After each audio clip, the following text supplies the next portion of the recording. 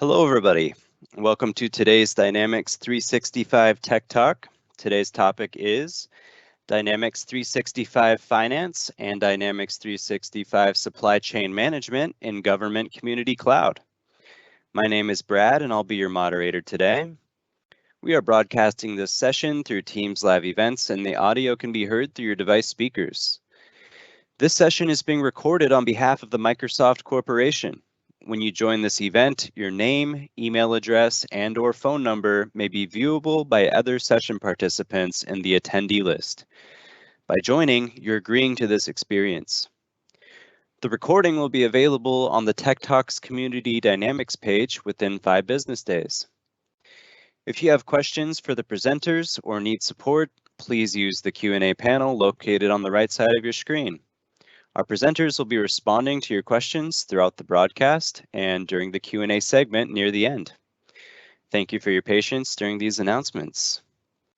Presenting for us today from Microsoft, we have Haitham Saeed, Senior Program Manager, and Rich Black, Senior Program Manager. Haitham, over to you. Thanks, Brad. Good morning. Good afternoon, everyone. Thank you for joining the session today. Let's start with our agenda today. Today, we will be covering some of the most relevant and updated information around finance and supply chain management in GCC or US Government Community Cloud. We will start by introduction with some of the government concepts that we have seen some confusions trying to eliminate those.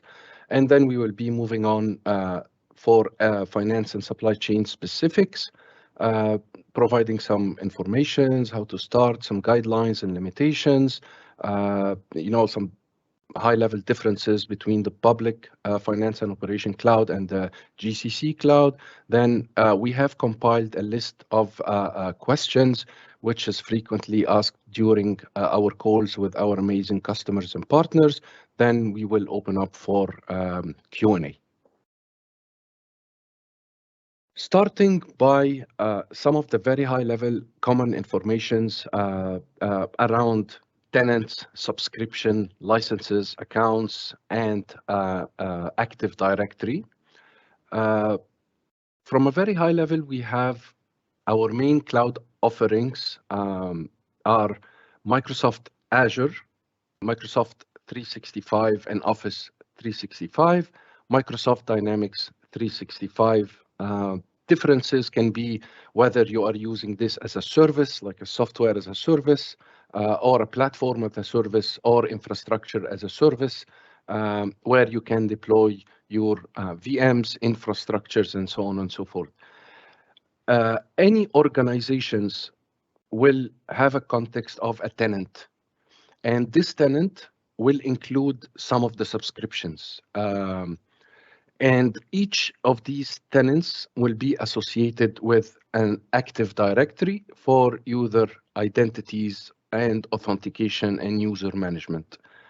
So if we can take a scenario where I have an organization and this organization will have a tenant, this tenant can include a subscription for Dynamics with some licenses, or another subscription for Office 365, again, with some of the licenses.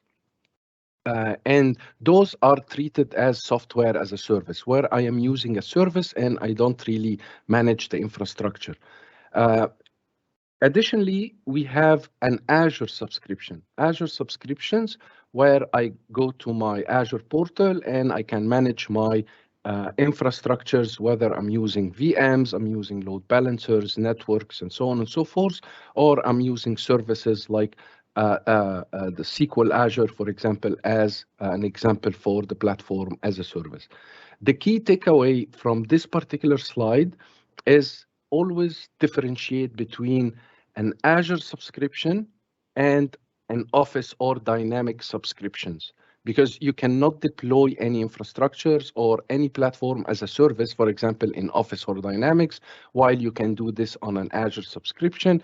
And always also put into consideration the relation between a tenant and an Active Directory for your user management and authentications. What is Office 365 for Government? Office 365 for Government, it's an environment that provides compliance with some of the federal requirements, including FedRAMP, FedRAMP High, DFARS, criminal justice information, and federal tax information data types. While the Office GCC High and DoD, they have additional compliance adherence for example, like the ITAR and some compliance related to the Department of Defense. The main points that available for the government cloud, that all the customer content is segregated from the content that is in the commercial Office 365 services, adherence to data residency and sovereignty, while all the content is stored within the United States. Any access to customer content is restricted to screened Microsoft personnel, where personnel must be a US citizen and he must be residing in the United States, and he has to undergo specific screening requirements to be able to whether interact, support any case with or any scenario with customer content. The Office 365 government complies with the certification and accreditation that are required for the US public sector customers.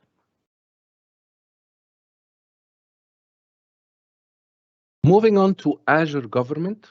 Azure Government, you can think of it as a mini Azure for our US government customers. It's a cloud that can be used by US government customers and their partners. This instance is dedicated only to US federal, state, local, and tribal governments, and any partners that can have business related to the compliance requirements, or he is in the business of doing compliance regulated processes with the Azure Government or DoD. Azure Government, and now we are speaking about infrastructure as a service, platform as a service, and not the software as a service or subscription-based offerings. The instance of the Azure Government handle data that is subject to various government regulations and requirements, such as the one stated in the slides. The Azure Government use physically isolated data centers and networks located in the US only. And we have provided also a link to compare Azure Government and Global Azure from a compliance perspective, from a region availability perspective, and product features and availability between both of the clouds. The third topic will be the identities. And there is a difference between the identities, and when we are talking about identities, we are referring to the Azure Active Directory. And we have two types of Azure identities: Azure Active Directory for the public and Azure Active Directory for the government. The main difference between them is Azure AD Public is commonly used if you are an organization that use a public or a commercial offering from the Microsoft Cloud offerings, or you are using the GCC offering for Office 365 and as well as Dynamics 365, or you have a commercial Azure subscription where you can deploy your infrastructure. And it is completely isolated than the Azure Active Directory Government, which is commonly used for organizations that supports Office 365 High or DoD, or they have an Azure Government subscription where their infrastructure are deployed. And a question comes to mind: why does Office 365 GCC use the Azure Active Directory Public? Initially, the Office 365 GCC was created when Microsoft had a single cloud directory, And it was designed to use the Azure Active Directory public while still adhering to controls and requirements outlined in the FedRAMP Moderate and recently FedRAMP High and CGIS and IRS and National Institute of Standards and Technology, the NIST publications 800-171.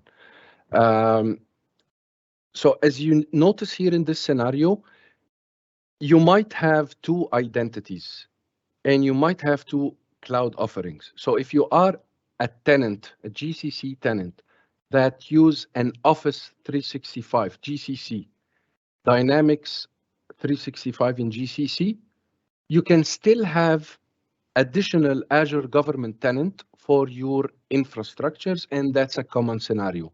And the key takeaway from this slide that in these cases, you might have two identities to manage your cloud infrastructures and cloud services.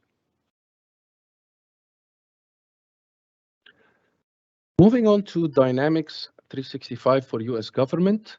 Dynamics family is available in the GCC, GCC High, and DoD for the Dynamics family, while Dynamics 365 Finance and Supply Chain is only available at this time in GCC.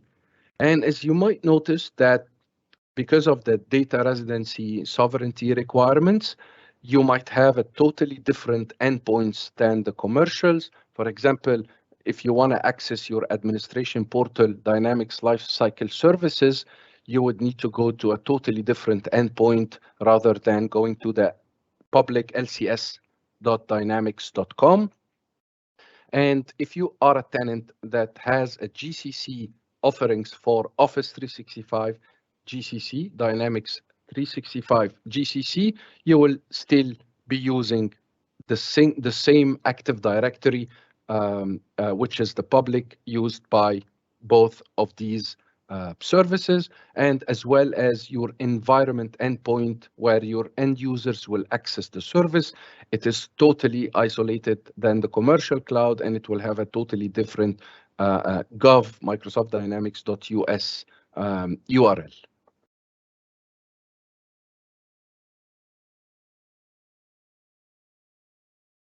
Azure government regions in use. We currently use the Arizona, Texas, and Virginia data centers and regions for the content in GCC, while FNO is specifically using the Virginia and Texas data centers. And when we are talking about a regional pair, this means your initial or primary location or region where your infrastructures and instances are deployed, and the high availability and disaster recovery region, which is paired with the primary region.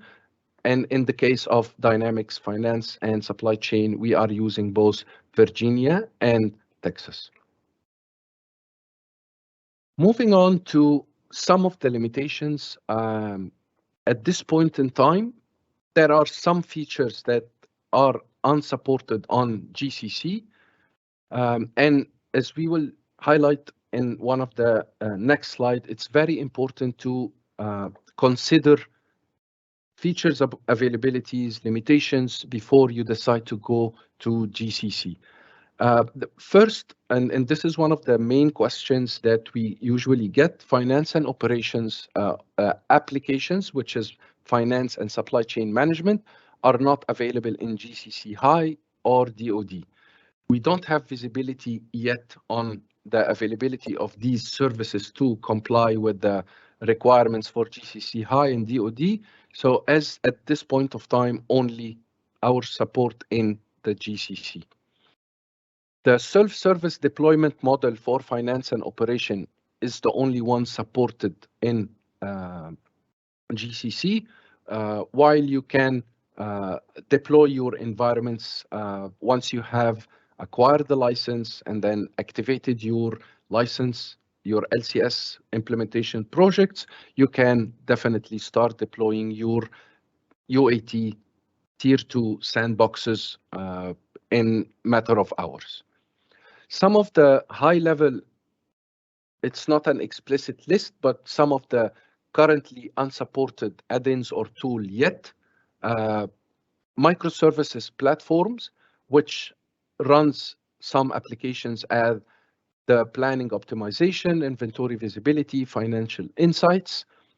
Power Platform integration setup from LCS is not yet supported. Dual write setup in LCS is not yet available, but it can be configured manually from finance and operations. Export to Azure Data Lake, Power BI embedded, code upgrade tool in LCS, and AX 2012 data upgrade tools. Code upgrade tools is not available in LCS for government, but you can use a commercial LCS project if you want to use your code upgrade, because there is nothing really that is required from a data perspective. It's only some tools that will be linked to your Azure DevOps, and then you can use the tool, and then your code will be into your Azure DevOps instance. So that's a workaround if you want to use the code upgrade tools. For detailed list, please see this link for the product feature experience parity. And this is a living document that will be constantly updated with the roadmap and what's currently available versus what's not.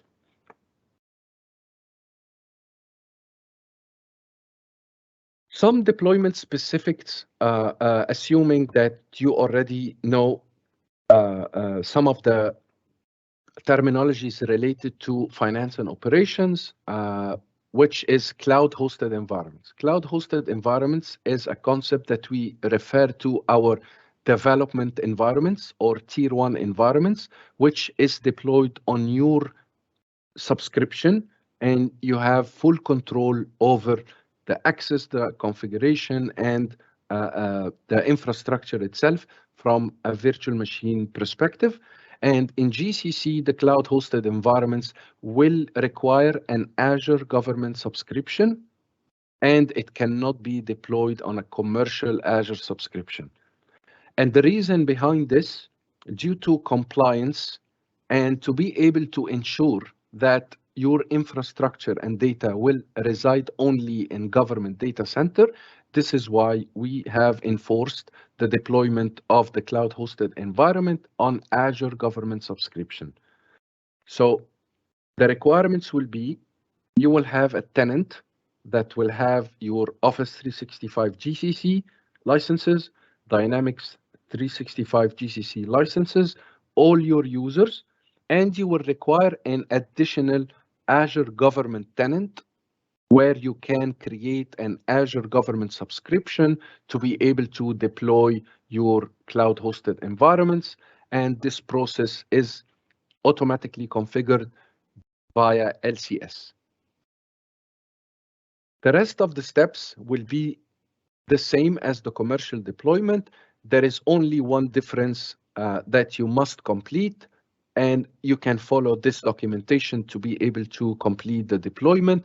And it is simply as you need to register 2 application IDs within your Azure Government subscription to be able to complete the deployment.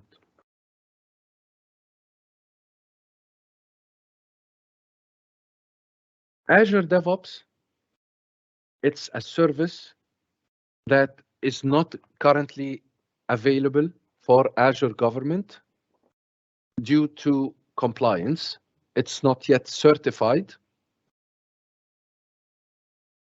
And Azure DevOps is required for development purposes, for project management purposes, and you can link usually the common scenario. Once you get your LCS implementation project, you would link your Azure DevOps and start doing your development and start creating your risks work items and user requirements, user stories, and so on and so forth. The current supported scenarios for Azure DevOps with finance and operations would be Azure DevOps Server, where you can install it in your private infrastructure or on premises, and it can be linked with Dynamics. Some of the government customers actually who use Office 365 GCC and Dynamics GCC can use the Azure DevOps public because they are actually using public Azure Active Directory. And if you don't have any compliance requirements or mandate, you can use the Azure DevOps services from the commercial offerings and link it to your LCS and use it as your project management tools. And additionally, we have included some of the links that will give you some information about the difference between the Azure DevOps services and Azure DevOps server, so you can plan and actually take a decision on the right approach on which software you can use.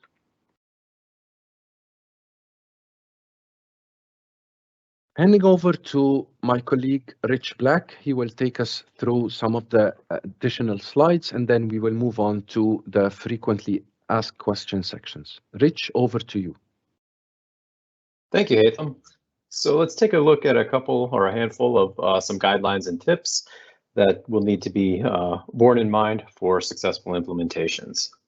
First and foremost, generally speaking, in the government community cloud, public preview features are not deployed there. So the GCC environments will typically receive public preview features only once they become generally available and are no longer preview features. Now, this may vary a bit for some specific elements, but the general expectation should be set that the GCC does not have access to any preview features. One important consideration, and this is similar to the public cloud, but this typically involves the process of the initial deployment of the environments. An administrator who is going to deploy those environments must be a user in the customer tenant. If you're using a partner account or an otherwise affiliated account, you will not be able to deploy environments on that subscription or on that offering. On a related note, in terms of deploying tier 1 environments or cloud hosted environments typically used for development purposes, when used with GCC, those must be deployed to Azure Government subscriptions. And part of the reason for that is to ensure that the GCC LCS can deploy these environments to a data center that is located within Azure Government. So it's important to note that an Azure Government subscription and not a standard Azure Public Cloud subscription will be used for the tier 1 for hosting the tier 1 environments. Now, otherwise, generally speaking, when we're working with GCC or with Azure Government considerations, much of the publicly available documentation that pertains to Azure or pertains to the various products is still applicable, but there's consistently going to be differences in some of the endpoints that are referenced. Specific to Dynamics 365 and finance and operations, of course, is going to be the APIs that are used with LCS and, of course, the LCS site itself. So gov.lcs.microsoftdynamics.us is the URL that should basically be substituted in place of the public lcs.dynamics.com address. Should be substituted in place of that address to complete most of the relevant tasks referencing LCS. And similar to the earlier point about deploying an environment, generally speaking, when opening support tickets, it's also preferable to use accounts, to use credentials for individuals using customer credentials and not partner credentials to open those support tickets. This is especially important in the case of support tickets because the support tickets may contain sensitive business data and need to be routed through the correct queue so that the correct set of resources are able to service those tickets and to avoid delays in servicing and addressing these support tickets. So bearing those guidelines and tips in mind, let's take a quick look at evaluating our readiness for deploying a customer environment or embarking upon a GCC deployment.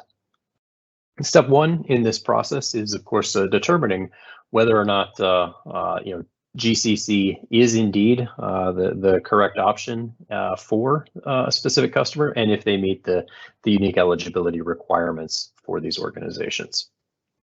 Assuming that that is the case, then the next step would be to understand the details that many of which are laid out in this presentation, both on the previous slides and in the upcoming documents and FAQ slides, but understanding how a customer can work with GCC, work with finance and operations or finance and supply chain management deployed in GCC, and what capabilities that has. So that leads into the next one, understanding which capabilities are currently available, which may be on the product roadmap, and which may be unavailable or disabled. Now, assuming that we've made it through those first three steps there, and we have confirmed that we meet the eligibility requirements, we understand some of the associated concepts, and we're familiar with which capabilities are available and or unavailable.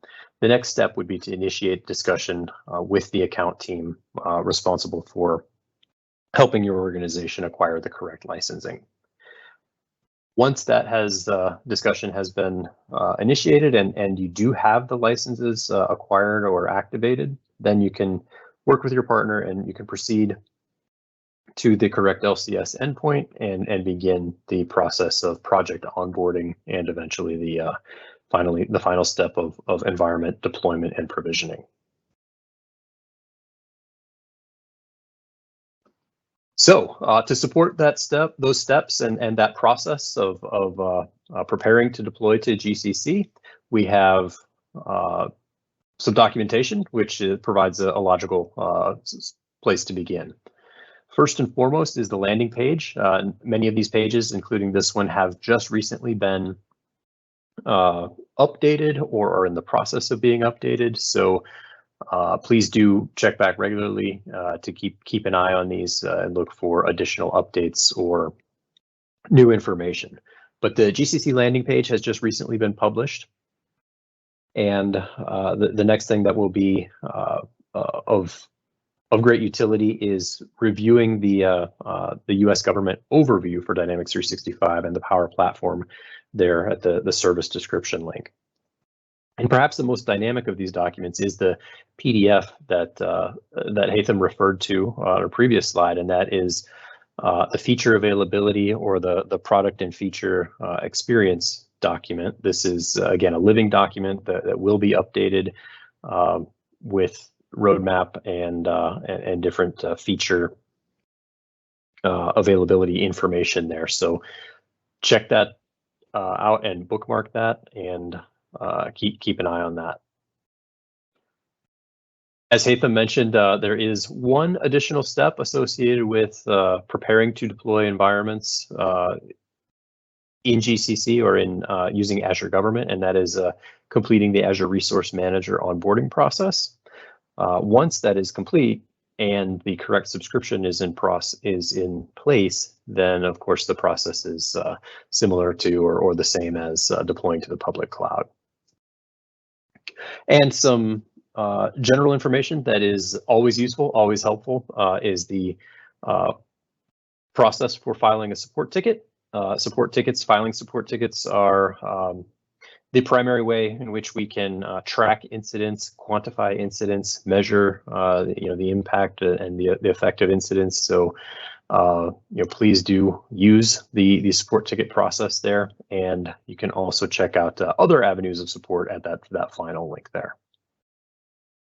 With that said, we have a number of commonly asked questions, so we will review these frequently asked questions here, as well as try to address the questions that are coming in to the chat window here. So Haitham, the first question that we have queued up here is related to customers that that may already have existing commercial finance and supply chain management offers and licenses.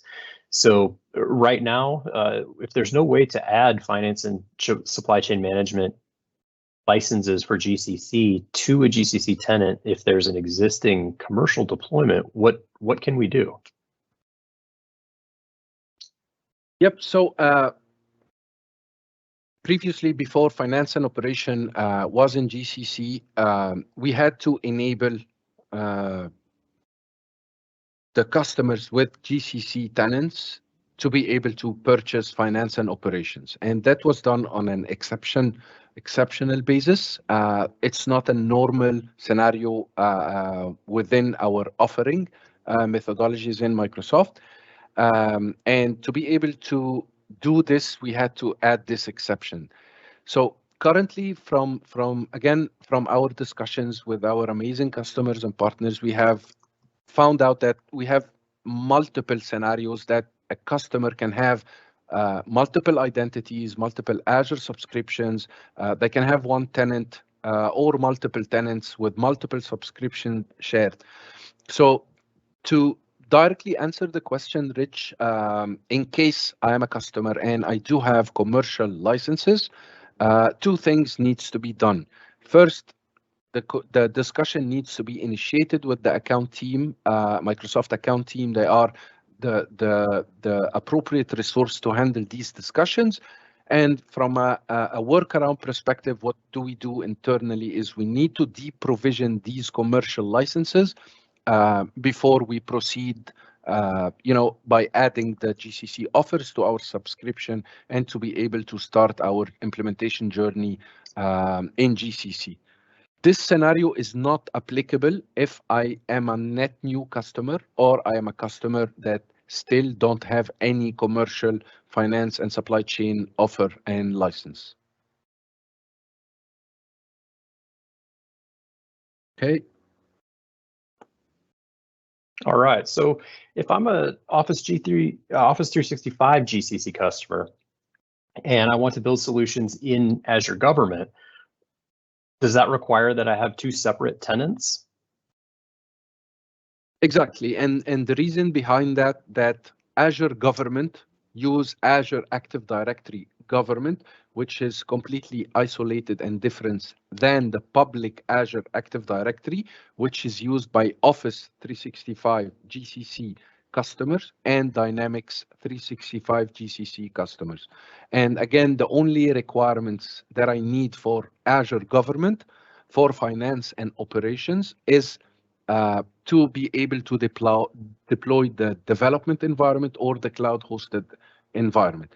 And we have seen in so many scenarios that that's a common scenario for our customers by having two tenants, one for their Office 365 subscriptions and one for their infrastructure. But on a related note, if I have an Azure Government subscription, can I associate that with a directory in Azure AD Public? No, you can't manage Azure Government subscription with a public Azure Active Directory identity.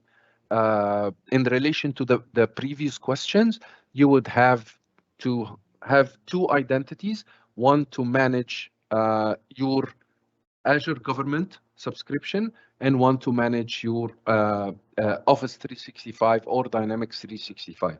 And to clarify on this point, when it comes to Dynamics deployment for the cloud-hosted environment, you don't need to add any user or any developer or any external settings or configurations to the Azure Government tenant. So the only person who will have access to the Azure Government subscription will be the global admin.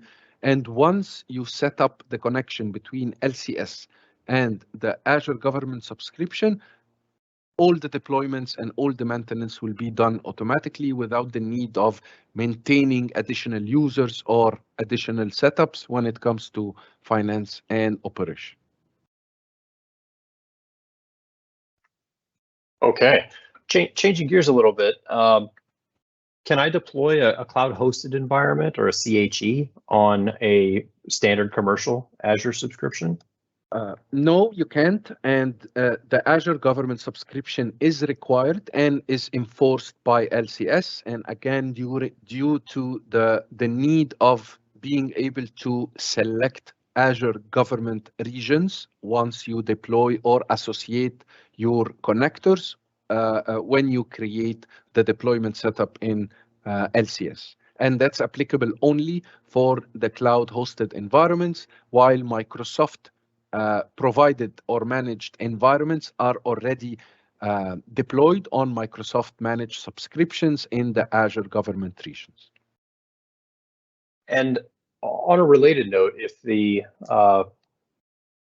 the Azure Government subscription will be used to deploy those cloud-hosted environments, does that impact what accounts need to be used to conduct any development activities? Basically for the Visual Studio login?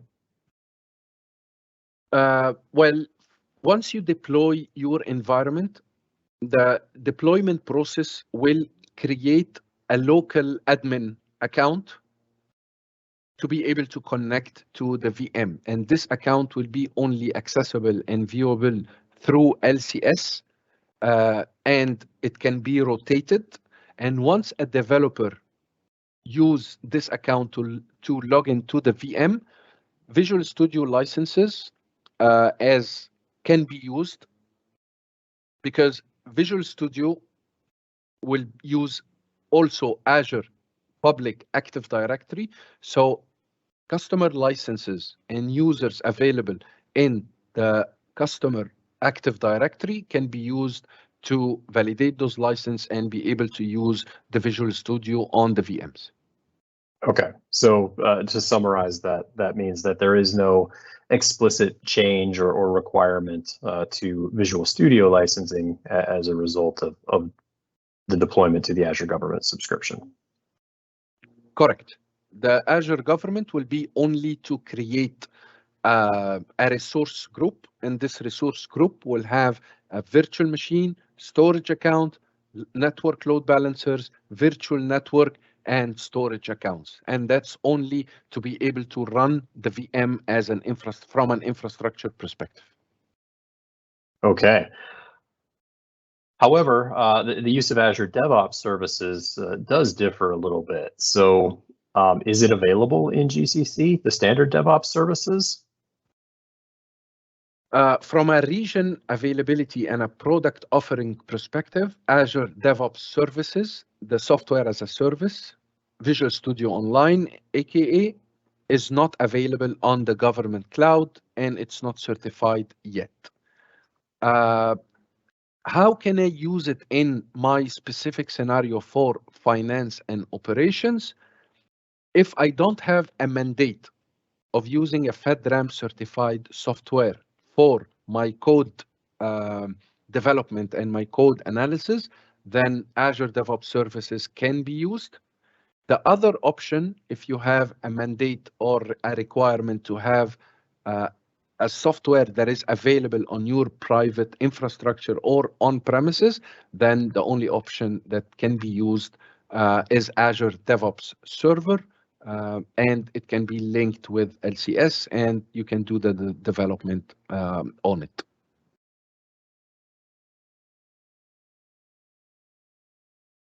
And what if using that public Azure DevOps, if indeed we do have a mandate, then would the Azure DevOps server be the preferable option there? Yes, as it can be deployed on premises and on your private infrastructures. So in this case, you will ensure that you have full control from a residency perspective, and it won't apply as a cloud offering or a cloud service anymore.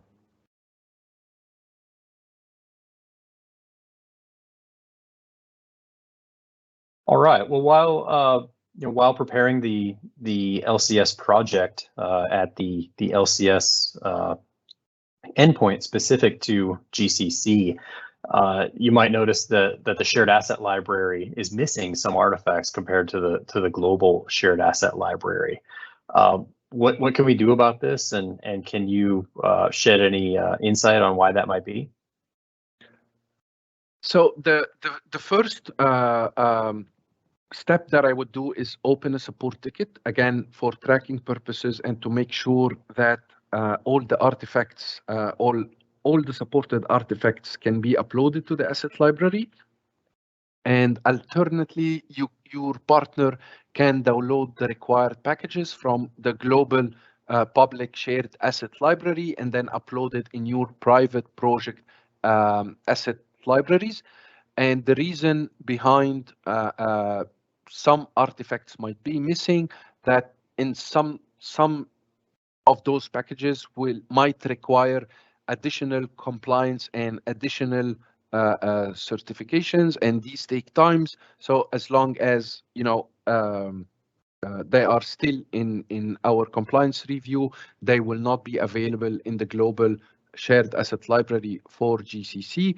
One of the common scenarios, for example, a service update or a VHD package or a process library package that doesn't have any customer data or it has nothing to do with any customer content.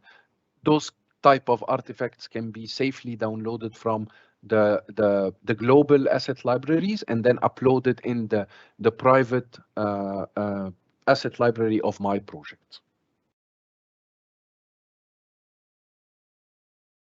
And that is facilitated because typically partners will have access to both LCS projects, whereas a customer wouldn't have access to more than one LCS project. That's correct.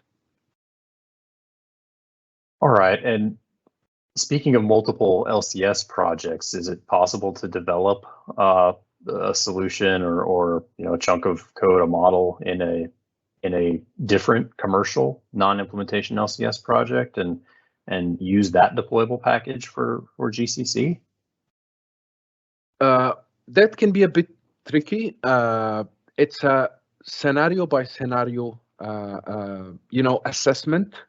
From a technical perspective, once you deploy or once you develop a package on Visual Studio, and then you build your runtime deployable package, it becomes like a one component that you can install it on any instance running the same platform updates. So from a technical perspective, you can do a development anywhere and then build this package and then upload it into your private asset library and apply it to your dev instance. Again, the name of the game here is a requirement related to compliance. And if I have any mandate to use government cloud, government regions, processes, and we don't recommend this approach, but technically speaking, in some of the scenarios based on the correct assessment and the correct situations, yes, you can develop on a commercial cloud, build a runtime package, upload it into your asset library, and then deploy it on your dev boxes or your sandbox environments.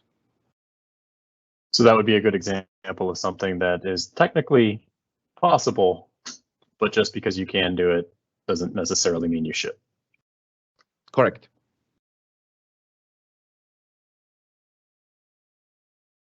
All right. Now, when we're working with the deployment of various environments, including those cloud-hosted environments, sometimes we might get curious about the various settings on the deployment options, and so things like the ports used for RDP and WinRM, can we change those, or can we remove the LCS account from the Azure subscription in an effort to secure that? What results might we expect from doing things like that? So it is the same as public cloud exactly. The idea of using a cloud-hosted environment or a tier one or a development box within LCS is actually to get the benefits of the automations when it comes to automatic deployments, automatic configurations, and servicing operations. For example, I have my development environment on platform update 40, and I want to update to platform update 41. The benefit of using the LCS, that with a click of a button, I can just apply the updates on my environment. So those are the kind of benefits that are used when you are using the cloud hosted environment in LCS. And to be able to do so, LCS needs to configure and allow some IP addresses and some configurations only for LCS to be able to do those maintenance job. So this is actually will break the cloud hosted environments automations if I changed any of the followings. LCS ports. There is a user account that LCS, it's a service automated account that LCS use to deploy those VMs. There is network security group and permissions by denying all the connections and allowing only those certain configurations. In addition to the customer IP ranges to allow the connections to these VMs. So we don't recommend any change on those configurations because this will break the automation and you won't be able to perform operations like servicing. If you want to rotate the secrets like the passwords for your local accounts, there is automated processes to start and stop the VMs. You will lose the advantage of all of these services. All right, so those settings are indeed there for good reasons. Yep. Now, another very frequently asked question is related to the controls and the compliance relevant to the government community cloud, and customers and prospective customers are often very interested in exactly who has access to customer content in the government community cloud. So any access to the customer content is restricted to screened Microsoft personnel. And when we just want to highlight about the screened Microsoft personnel, the first requirement would be a US citizen residing in the United States that will undergo a lots of background screening and additional requirements to be able to access data in the Azure Government regions. For any technical data access,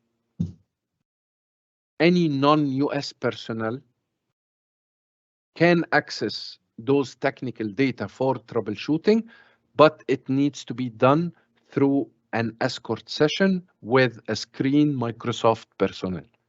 So if we are looking about the data, no one can access the customer content except some screened Microsoft personnel only for technical data like telemetry from the application, error messages, exceptions, and all the content that is not customer content can be accessed by non-US personnel, but with the availability of an escort session, and the escort session is a screened Microsoft personnel.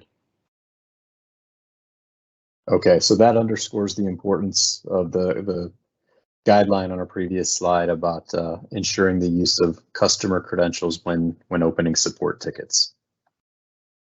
Correct. And over to you, Rich.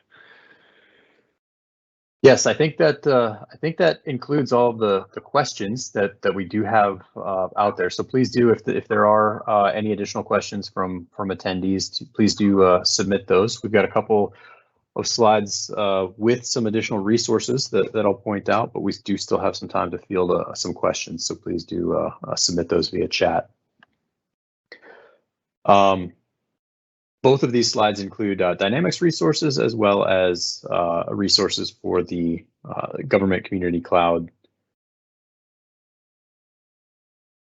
Oh, sorry, Haitham, if you want to go back to that previous slide, we'll run through this real quick while we see if there are any additional questions coming in. In addition to the resources mentioned earlier in the slide, just want to underscore that general information on GCC deployments is listed here at this Microsoft Docs link. An overview of the US government community cloud and options available for deployment for the various Dynamics 365 products, including Power Platform, is here. Information on deploying Power Apps in GCC environments is available here. Information on Azure, as Haitham outlined, on identities and the difference between the various Azure Government and global Azure relations there, including the identities. It's available. The descriptions of the services and the things that are provided are also available at this link. And again, Azure Government versus global Azure details here. And once again, also the feature parity link on a previous slide is something that we want to encourage folks to check out on a regular basis and keep abreast of any updates or changes to the services as the offerings do evolve. As usual, this deck will be posted along with the recording within roughly 5 business days. So these links will be available to you. And I don't believe we have any additional questions at the moment. So unless we get a question here within the next moment or two, we'll probably close it out. So I do want to encourage everyone before we do so to please take some time to fill out the survey. Our moderator, Brad, will be adding a link to the survey in the chat window if it's not already posted. We want to encourage everyone to provide feedback on the content available here for us today, as well as any input on future topics that you might want us to cover or cover more deeply. As it stands, I don't see any additional questions coming in, so I will go ahead and hand it back over to Brad to close us out.